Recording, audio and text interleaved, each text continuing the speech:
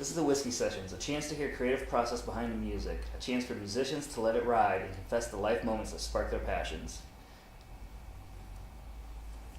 Oh, thank you very much for having us. Yeah, thank you. We are Instead of Sleeping, and we're from Pittsburgh, Pennsylvania.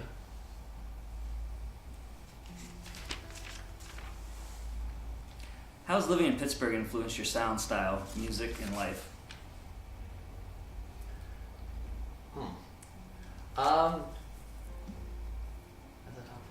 I was counting on you guys to I mean, living in Pittsburgh definitely has been a really positive experience for us musically, if not creatively. It's been a tough city to kind of get a leg up in. It's very competitive, and it's hard to get the shows that'll kind of boost your career over the shows that are just fun to play.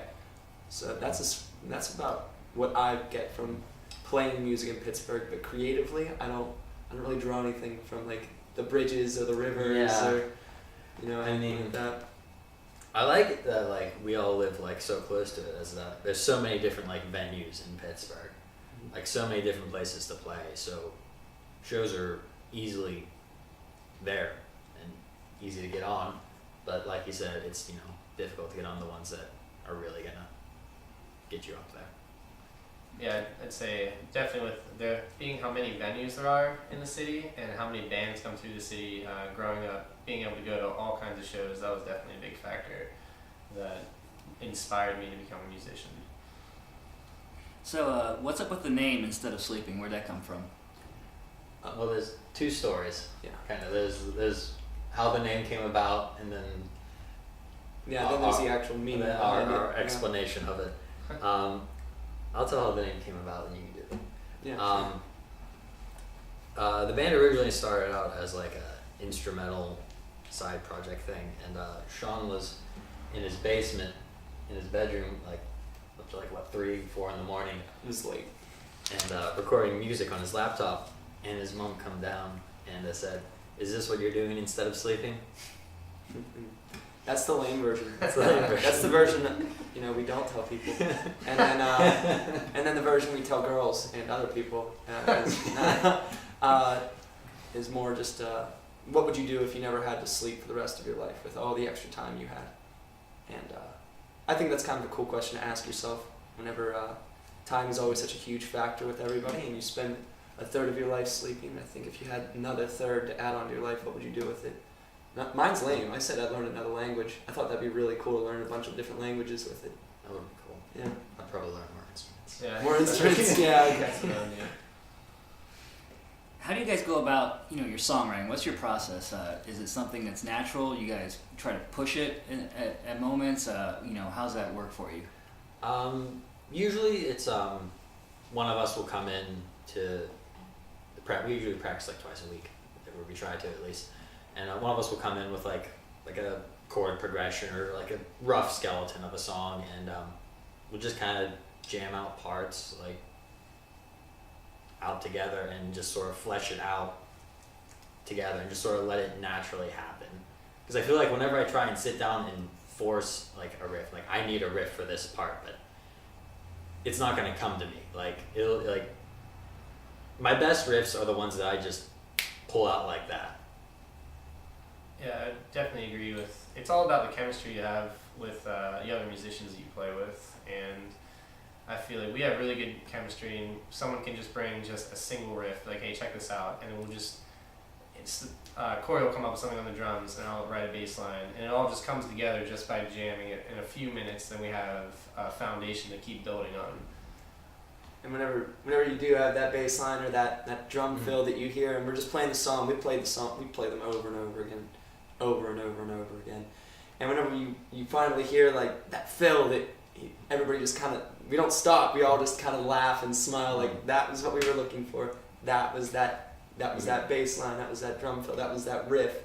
And it's just, that's whenever we find the stuff that we're happiest with. Alright, tell us about the song you're about to play for us. The first song we're going to play is called Blacklight, and a lot of people don't know what the song's about. This is actually the first time I've ever actually came out and told people, especially on video, about what Blacklight's about. A lot of people just think it's about partying and about a girl or anything like that. But actually, I wrote Blacklight.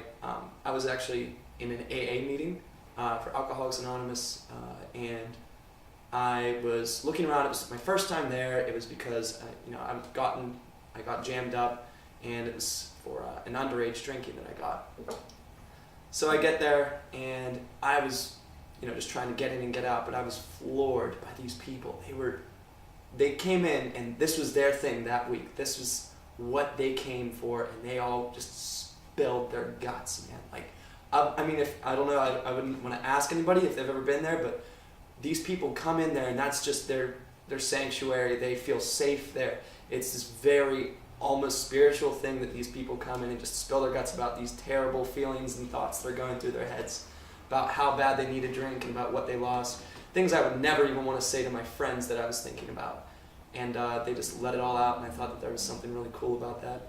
And I brought the lyrics to the guys, and I had some lyrics about that come from the Alcoholics Anonymous thing, like 12-step program and everything.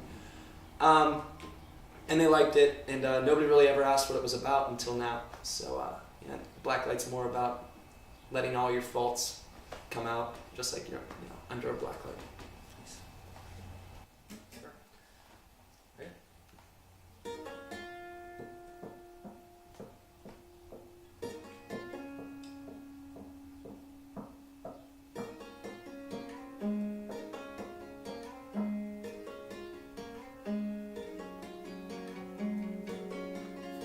Chairs and paper cups. This room we share isn't big enough for her not to notice me as she takes her seat, 6-inch heels on her feet.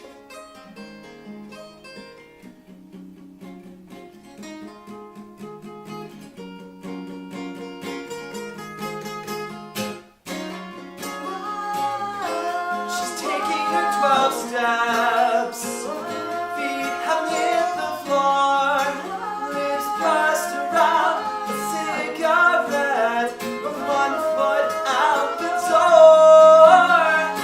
Well, hindsight is 20/20, but it felt too good to stop. Of all the sacrifices that I made, you're the only vice that I couldn't bear to drop. We're all so far from home. Who's there to point the fingers? We're all so far from home. Who's there to point the fingers?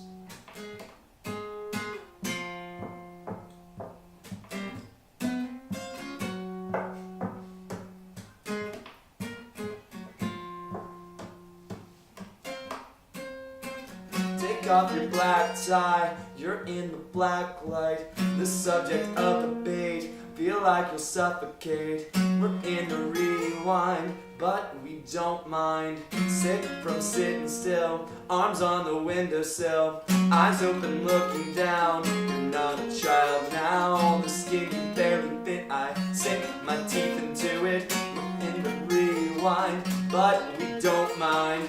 Sick from sitting still, arms on the windowsill, eyes open looking down. You're not a child now, the skin you barely fit, I sink my teeth into it. The subject of debate, feel like you'll suffocate.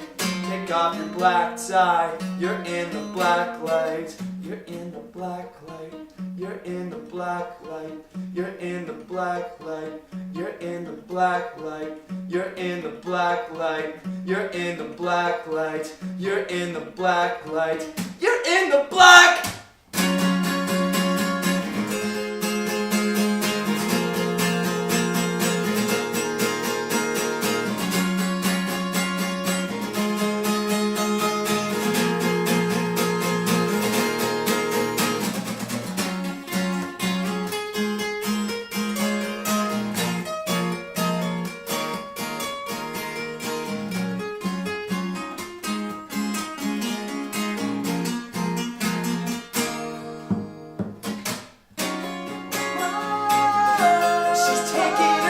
of steps. Feet have me hit the floor.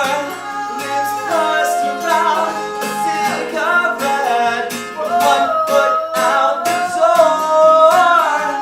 Well, hindsight is 2020.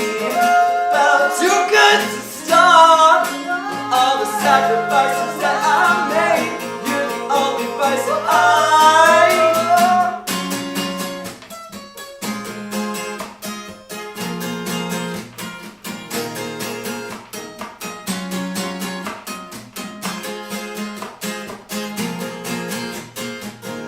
We're all so far from home.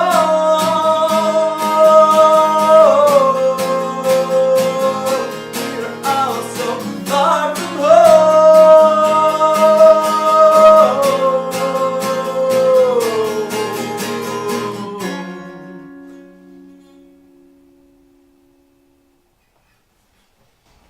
Thank you. Nice. When you write songs like that are personal, and you're putting yourself out there and experiences in your life, what's the hardest part of feeling that initial vulnerability that you're putting it out there and people are kind of seeing a little piece of you when you put it out there? What's that like? Lyrically, it's just reliving it. I'd be lying if I thought about, that exact scene before I play that song every time. But I do think about it every time I start saying it. And I guess showing that vulnerability is a really good way to put it, actually. I feel it's just the nature of the game, and that's what I signed up for. This is our new song. It's called Two Chords, and it's another one with a story. And I guess the whole idea behind the song Two Chords is that it is only two chords that we play the entire time, and it's not really like some kind of gimmick or anything. It actually kind of goes with the whole meaning of the song without actually putting as many words to it. The idea was I went through a really tough time in my life with somebody, and I had just heard the phrase, words can't hurt as much as silence hurts somebody. And just not giving that person even a second of your time. And I wish I could do that, but I really don't have that luxury just because I just even told you it's kind of the nature of the game as a songwriter. You kind of have to say what's on your mind, what's going on in life. So I decided if I was going to put any stock into that person, that it was only going to be two shitty chords, and that's all they get. A minute and a half long, 2 minute song. Alright, song's called Two Chords.